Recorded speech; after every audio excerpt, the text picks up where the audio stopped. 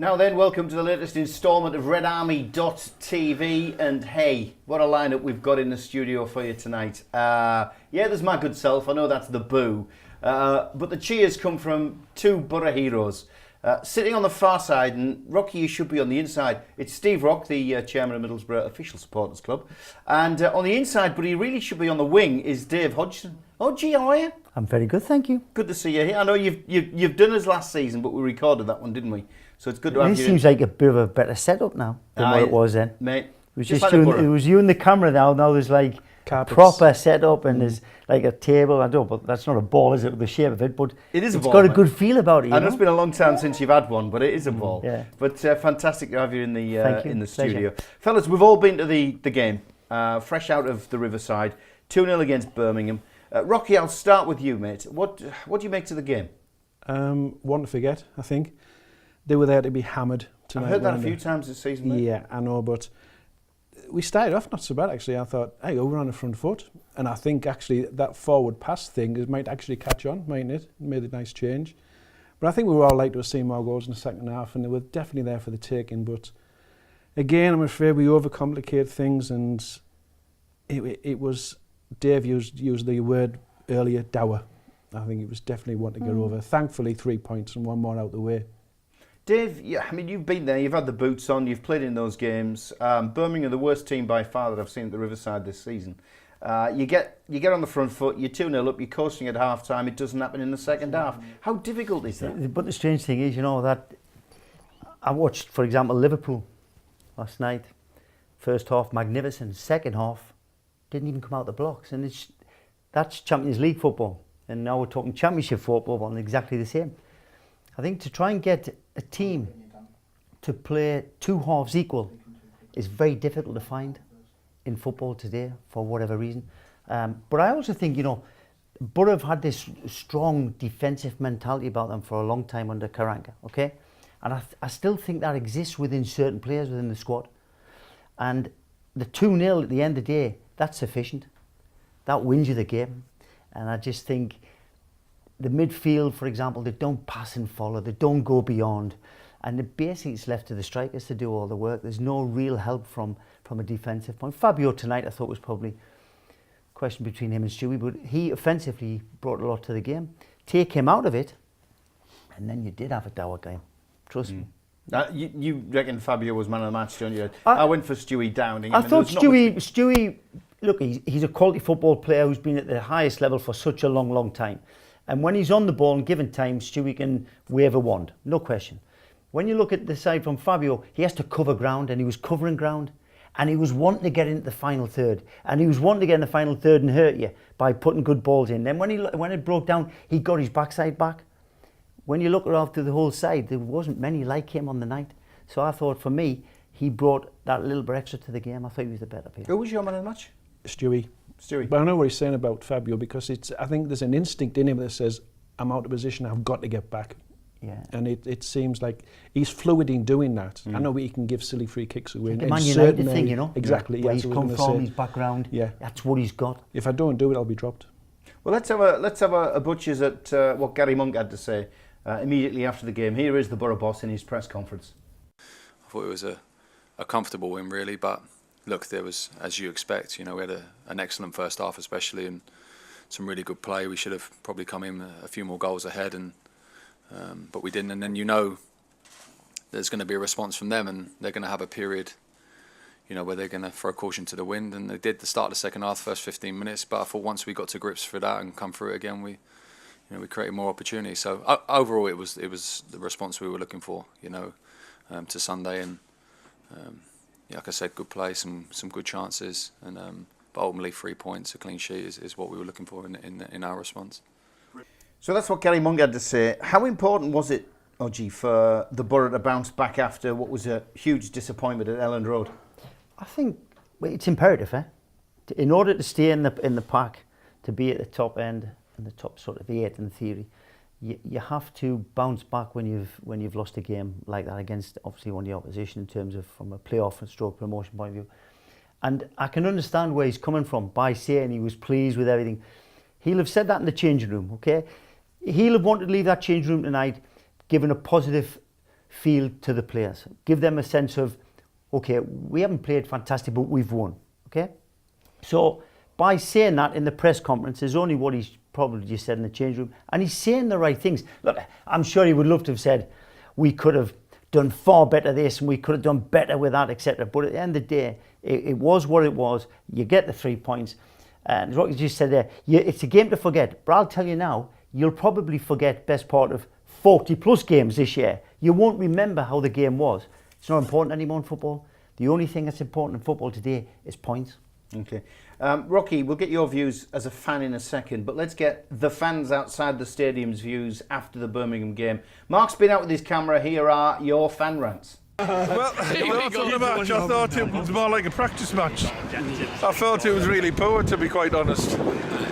Stewie Down, man of the match for us. I thought he created quite a bit. Yeah. I thought Sambalonga took his goals well, although I thought one was a suspect offside, really.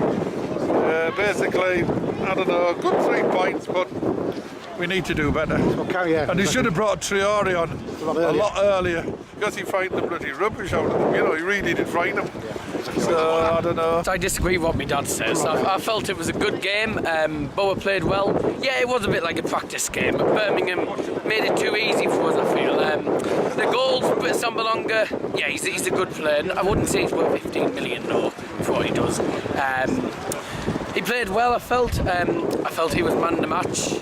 He created a lot of chances, and when Bamford came on in the second half, he created a better effect in the game. But overall, it was a good game, and glad to get the 3 points.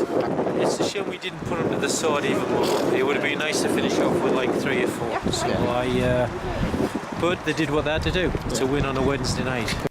Let me just put on record, by the way, at half-time I thought my bet was going down. I did come up with the goods. I took a Sambalonga to score the opening goal of the game and the Boro to win 2-0. That was before a ball was kicked. At half-time I thought it was going to be 6. Rocky, mixed bag in the fan rants. Where do you stand? Happy with the 3 points? Disappointed with the performance? I've said before, Dave, you know me, I'm a very much a cavalier, an old-fashioned guy, a bit like Hodgie. There's tactics complicate matters. It's the easiest game in the world, and why we have to go sideways and backwards so much, it really burns both me bottoms, to be honest. We've got to go forward, destroy teams. We've got the capabilities. We've got the staff to do it. I'm certain of it. I know he's not thinking. Thinking is the wrong word, I think, but he's still we're coming up to December very soon, and he still doesn't know his best 11. I've still got faith in him. I took the Leeds result very personal on Sunday, and I still wasn't over it even this morning. I just thought we just didn't compete in the certain areas of the pitch, and I actually went on record to say that people were destroying Ayala for his antics on Sunday, but I think he was the only one that stood up to Leeds, and I would have liked to see a couple more Ayalas in midfield. Like I said before, if we're not winning a game, if we're not getting the breaks, give him some gravel rush and get stuck in at least. I've got to be honest, when I saw the first 5 minutes, I was thinking, we've learned our lessons from Leeds, because Leeds had a real go at us, didn't they? They put us under pressure, they ran at us, and I'm thinking, this is a different Boro. Oh, gee, you're a superstar, by the way, mate. Billy Ashcroft, give him my best, please. Big Billy. I've seen him not too long ago when we had John Neal's reunion, this sort of era. He's never changed, Billy. Fantastic fella. Yeah. Timmy Leach, even in our academy, we could see David was going to be top draw. Do you know him? Timmy Leach? No. Gordon Rees, quality player. Great era following the Boro. What was it like in that era when you stood in the Holgate? That was. Who paid for you to get in, by the way? I got a ticket. I didn't pay to get in. Come. I was always going to go in because the two lads, and Spanky and Tommy McGinn were two lads who I knew very well at the time, and they basically said if you get suspended, because I got sent off at, I think it was Man City, I if I remember rightly. Will you come in, Gene? I said, yeah. As it happens, I think I was injured as well, to tell you the truth. Anyway, yeah, so I went in there. But, we're talking about side-to-side football. We'll remember Ray Wilkins? Yeah. We used to call him the Crab. Everyone called him the Crab. And at that time, Ray was probably the only one in English football that went sideways. Because everybody went forward.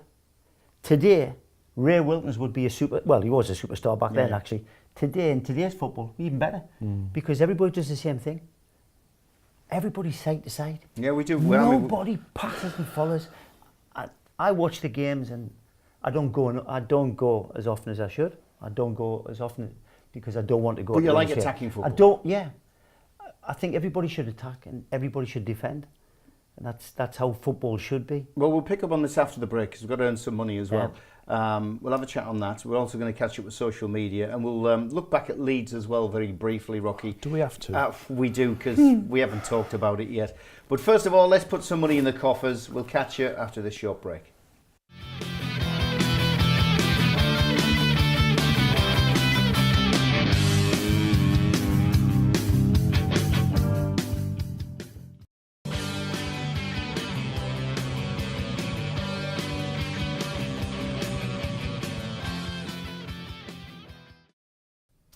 Welcome back. Plenty of messages coming in. If you'd like to try and get something in before the end of the show, it's hashtag RedArmyTV. That's hashtag RedArmyTV. People who have done just that. Michael Heselhurst, nice win for the mighty Boro against Birmingham. John P. Phillips, how do those fools feel who were booing Stewie Downing just 6 months ago? Downing's had a great couple of months. Fantastic. Andy Munns, good first half, got the game won. Jack Hunter, Downing was class tonight. Stevie Fletcher, you'll like this one. Odgie still looks fit enough to play. He might even be more mobile than some of those on the pitch tonight. And Grandad Ali, nice to see two greats on the sofa. Not sure about the third guy though. Thanks, mate. While we're on it, Alex McGarity. Yes. You remember? Very much so. Sorry, it's becoming the Odgie show, Steve. Odgie, my mate. Wonder, does he still have my Puma King Pelés? Probably not, but Alex McGarty, to the people who have no idea who you're talking about, Jack Charlton said he would be probably the next best player after Willie Madden, and I think that is a big comment to make against. Huge. Yeah. For those that don't know Willie either. Oh, Willie was awesome. Alex was a fantastic centre half, Irish boy, who got up and left in the height of the IRA turmoil at the time. Yeah. Couldn't live here and went home because of it. A couple more. Julie Waddleton, thanks, Hodgie is my hero. Thank you. There you go. And Elizabeth Goodliff, he was loved at Boro but chose to end his career by moving to Liverpool. I didn't choose to leave, by the way. Well, I was driven there by Harold. Okay then. Well, we'll get there. We'll get there one of these days. Let's just touch briefly on Leeds, Rocky. How disappointing was it? How bad was it? How galling was it? I've said earlier, I am still getting over it, because when I was a lad, Leeds was the fixture, and Sunderland, Newcastle, I've said before, they don't recognise us as a derby team. I know Dave from Gate said, but they don't. We have to get over that. He's a adopted Boro lad. He is, most definitely. Leeds was always a fixture, and I was absolutely gutted, and I was still steaming even this morning over it. I'm still boiling with it, because we just didn't turn up and we didn't compete. I actually felt sorry that George got slated on social media for his performance. Yeah, if you think back, the guy actually didn't. I can't remember the guy's name. Alowiski, the Macedonian lad, the blonde lad. His first touch was superb. Every ball that come to him, he killed first time. So he was on the offensive for George. George had no cover from young Marcus. Was that the number 10, by the way? Blonde-haired fella? And he's playing wide on, yes, but he was playing wide on the right. He killed us? Everything from Leeds went through him? Yes. And George just didn't know which way to turn, unfortunately. And another day, that cross that went in, flick header, Ayala missed it, and Roberts blindsided. And the ball could have easily gone over the top of the goal, and we should have been a goal up from the penalty, which wasn't given as well. But we got one we shouldn't have got. Again, the officials are absolutely disgraceful on Sunday. And I saw the game from Spurs and Arsenal on the Saturday, and the referee he pulled his shirt to give a free kick for Arsenal for the Spurs goal, for the first Arsenal goal. The ball went in, the Arsenal player was offside for the header. Mate, we're talking Boro. No, yes, I know, but I'm just about the inconsistencies of refereeing, and that made it even worse for me on Sunday. I was on the verge of jacking in and going watching golf or something, because it really, really got me down. And even at about 9:30 on Sunday night, the wife said, "Can I talk to you yet?" I said, "Yeah, I'll be all right." Yeah. If I don't get home before midnight. I was going to say, his tag will start going off soon. Indeed, it will. Right, that's enough Leeds, and we did Leeds. We've done Leeds. That's fine. I'll tell you what we'll do. We've got plenty of messages coming in, so let's catch up with your latest social media postings and tweets. Making his debut as a presenter, here is our magical cameraman, Mark. Take it away, mate. Hi, I'm Mark Shalaker. Matt's away playing film star, so here we go with social media for this week. Paul Ramsey says, former Boro star Yakubu has today announced his retirement from football on his 35th birthday. Nice one, Yak. Danny Clark says, hope the fans make a bit more noise tonight for Christie. Show him some support. Eugene Stafford says, not the best game at Leeds, but the support was fantastic. I was there, mate. It was great. And Callum Manson says, wish we'd never sold a Dormer. Agree with that one, mate. Best one we've ever had. Back to you, Dave. Odge, we were just having a quick chat there about Leeds. What do you remember of the Boro Leeds battles when you proudly wore the red and white? I remember one incident at Leeds United. We played them a double game, sort of like a Tuesday night, and then like a Tuesday night, like a week or 10 days later. And I remember coming down on, was it Brian Greenough? Jimmy Greenough. Brian Greenough played for Leeds United, one of the brothers. I can never. I remember coming down accidentally on him at Ayson Park. We went down to play at Ellen Road, and Craigsy was doing his normal stuttering on a throw-in. And this Greenough kept digging me, but proper, because there was no cameras, eh? And I remember turning around and saying to him, if you give me one more, I'm promising you, you're down. And Big Billy was across to me right, and he hit me again. And Craigsy threw the ball inside, and I had turned, and I hit Greenough. And he hit the deck, and he was out completely. Billy actually come across and said, Good effort, so. Hodgie, he's dead. He did. Billy said, Hodgie's dead. Please walk away. And I walked away, and they took, I don't know, 10 minutes to get him off the pitch. They stuck an oxygen mask on him. They wheeled him all the way around. And then about 20 minutes later, he appeared at the tunnel. Peter Johnson, I don't know if you remember Peter, the left back, sent me a short one in, and he smashed me. I couldn't do anything because I'd already plunked him with an elbow. And I always remember that game for that one incident where I'd put him out, and Billy said, you've killed him. Rocky, be careful. Don't give him the elbow, will you? No. He'll smash you. He'll smash you. We've got to catch up with the latest goings-ons in and around the Boro Fans and all that sort of stuff. So let's catch up with Heidi. Here she is with Boro in 60 seconds. Good evening, I'm Heidi Spencer and this is Boro in 60 seconds. MFC condemns the abuse aimed at Cyrus Christie following the Republic of Ireland's defeat to Denmark in Dublin last week. Christie was subject to racial abuse and threats via social media. The club is offering Cyrus their full support. Lewis Wing has signed a contract extension with Boro until 2019. The 22-year-old joined in the summer on a one-year deal and has impressed both Paul Stevenson's under-23s and Gary Monk's first-team squad. Half-season cards are now available and are valid from the Boxing Day fixture against Bolton Wanderers. They will only be on sale until 5 p.m. on Saturday the 23rd of December. Boro's first team players and coaches will be joining some very special caring children at the club's golden ticket party at the Riverside on the 20th of December. Every year the club honours youngsters who have looked after siblings fighting illness or have sadly lost parents or siblings in tragic circumstances. And that was Boro in 60 seconds. Something you said, Odgie, before we came into the studio about you get the feeling we're not going to gel until after Christmas, New Year.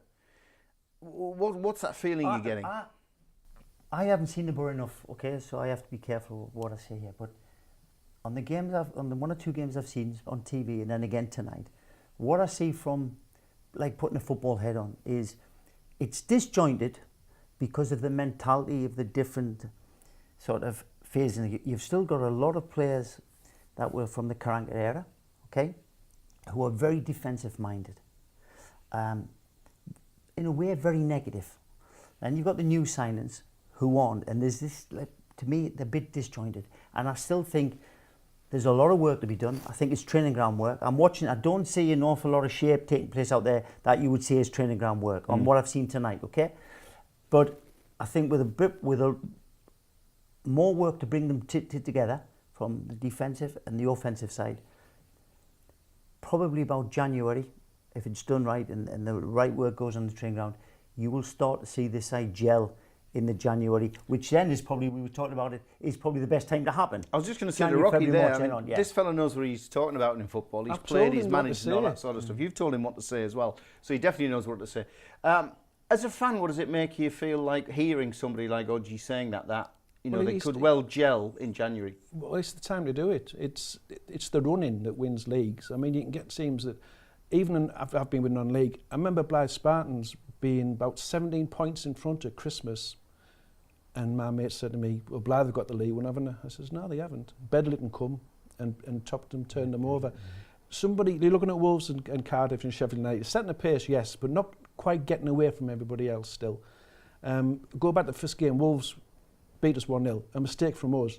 That's set their season now, and they've gone on and kicked on. Yeah, but from they've there. got to They have a keep blip going. yet. They have to, You everybody. may not have a everybody- blip, eh? You know, everyone thinks everybody has a blip. Sometimes somebody doesn't have a blip, but that's only one side. 3 go up. You just got to try and make sure you're in the 6 to be in the 3 type thing. So, yeah, that's irrelevant. Yeah. We're not going to win Fellas- the league. No. We're not going to win the league, but we're going to go up, yeah? I think so. Cracking. Yeah. We're out of time. We could talk all night, but I know you've got to get home. Your missus will kill you if you're not. Thank you for your time. Odgie, brilliant to see you. Pleasure, then. thank you so Rocky, much we'll have you in a couple of weeks. We'll get some more chat out here. Will you? Thanks for watching. We'll catch you next week. See you.